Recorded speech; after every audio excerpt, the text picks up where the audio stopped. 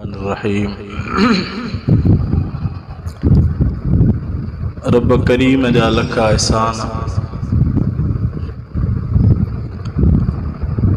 जंहिं रब पाक अवां असांखे चूंडे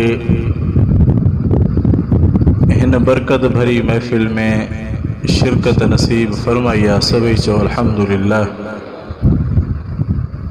रब्बुल आलमीन जे एहसाननि ते जेतिरो शुक्र कजे ओतिरो घटि आहे। हज़रत साईं सैयद अब्दुल्ला शाह बुखारी सच रहमतुल्लाह अलैह जॾहिं असां साईं जन वटि पढ़ंदा हुआसीं, पोइ साईं जन हिकिड़े भेरे सम्झाइनि पिया त पुट अल्लाह जे शुक्र करण जे लाइ खोड़ सारा जुमिला आहिनि जेके शुक्र तौरु चइबा आहिनि, पर वॾे में वॾो इज्तिमाई शुक्र करणु ही आहे जो बानो चवे अल्हम्दुलिल्लाह। अल्हम्दुलिल्लाह में यानी अल्हम्दुलिल्लाह जे माना में ॾिसबो त इन में ही जुमलनि जा जेके तर्जुमे जा लफ़्ज़ ईंदा आहिनि उन्हनि में ईंदो आहे त सभु तारीफ़ूं अल्लाह जे लाइ, यानी कहिड़े बि क़िस्म जी को आला तारीफ़ करे, पर हीअ इज्तिमाई तारीफ़ आहे अल्हम्दुलिल्लाह। ऐं साईं जन जी इहा आदत रही, जॾहिं बि को ॻाल्हाईंदो हो, को पुछंदो हो त साईं चवंदा अल्हम्दुलिल्लाह। साईं ख़ुशि आहियो? चवंदा अल्हम्दुलिल्लाह। कीअं आहियो? अल्हम्दुलिल्लाह।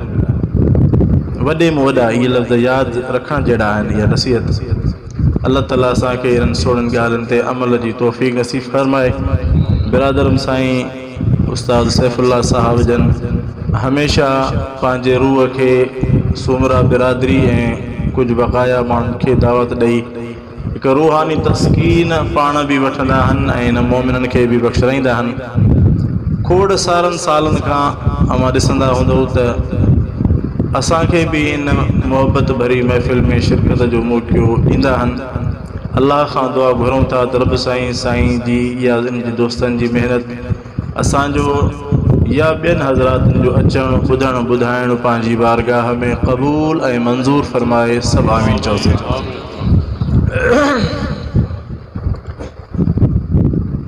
यकीनन जेके साथी वेठा आहिनि तिन में खोड़ सारा साथी अहिड़ा आहिनि जिन जो मुंहिंजे मुर्शिद साईं सां ताल्लुक़ बि आहे, अचवञ बि आहे। हज़रत साईं अब्दुल जब्बार महर साहब रहमतुल्लाह अलैह, अल्लाह उन्हनि जी क़बर ते करोड़ रहमतूं फरमाए। हज़रत साईं जन शाइर त न हा, हज़रत साईं रफ़ीक अहमद शाह साहब जन आया दरगाह ते, तो साईं जन पिया चवनि उनखे त साईं रफ़ीक अहमद साहब जी साईं अदा मां न शाइर, न मुंहिंजो अबो शाइर, न मुंहिंजो ॾाॾो शाइर, पोइ मां पंहिंजे महबूब रब जी मोहबत में लफ़्ज़ लिखंदो आहियां। पोइ साईं जन मां ॾे इशारो करे चयोसि त हे कारी साहब अलाए छा चवंदो आहे, फ़ौलुन फ़ेलुन वज़न कढंदो आहे। असां चयोसीं बाबा इहे ॼाण मने तूं ॼाण, असांजो थी रब ॾे सिद्ध। यानी साईं जन हिकु शाइरी लिखंदा हुआ अल्लाह जी मोहबत में। पोइ चवंदा हुआ पुट असां शाइर न आहियूं जो असां हुन पूरी शाइरीअ जा हक़ अदा करे सघूं, पर यार जी मोहबत में जेको अचे थो लिखूं था। पोइ अल्हम्दुलिल्लाह उहे असांखे नसीब बि थिया चवणु, साईं जन जूं दुआऊं बि थियूं। अॼु मुंहिंजी दिलि घुरे थी त मां पंहिंजे मुर्शिद साईं जा कुझु जुमिला आहिनि जेके पंहिंजे महबूब रब जी सना में लिखिया अथई। शुरूआत हितां कजे। माशाअल्लाह। महफ़िल खे बरकत बनाइण जे लाइ, बाबरकत बनाइण जे लाइ सभई ईमान वारा हिकिड़ो दफ़ो महबूब साईं ते सलात सगुरी पढ़ो। अल्लाहुम्म सल्लि अला मुहम्मद व अला आलि मुहम्मद कमा सल्लैत अला इब्राहीम व अला आलि इब्राहीम इन्नका हमीदुम मजीद। ओ रब असांजा सोहणा साईं केॾो तुंहिंजो कमाल आहे। रब असांजा सोहणा साईं केॾो तुंहिंजो कमाल आहे। अहसनुल ख़ालिकीन दुआ सारो तुंहिंजो जमाल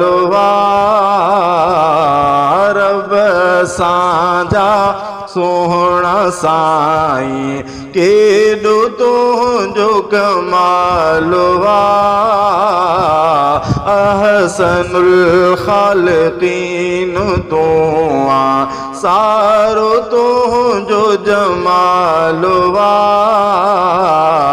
रब साजा सोहणा साईं अल्लाह सोहणा तूं वाहिद तूं अहद लम यलिद सोहणी कान तोखे कीन कंहिंजी आहीं तूं अल्लाह समद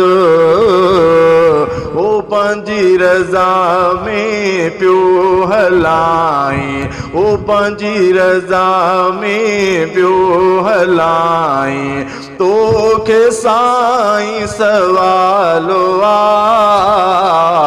रब साजा सोहणा साईं केॾो तुंहिंजो कमाल रब साजा सोहणा साईं अल्लाह सोहणा तूं क़ादिर तूं अल्लाह सोहणा तूं क़ादिर तुंहिंजो जगते करम सतार सोहणा इल्तिजा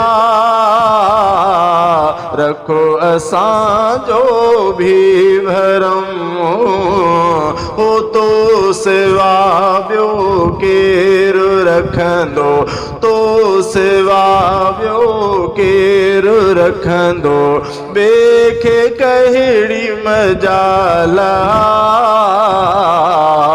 रब साजा सोहणा साईं केॾो तुंहिंजो कमाल ओ रब साजा सोहणा साईं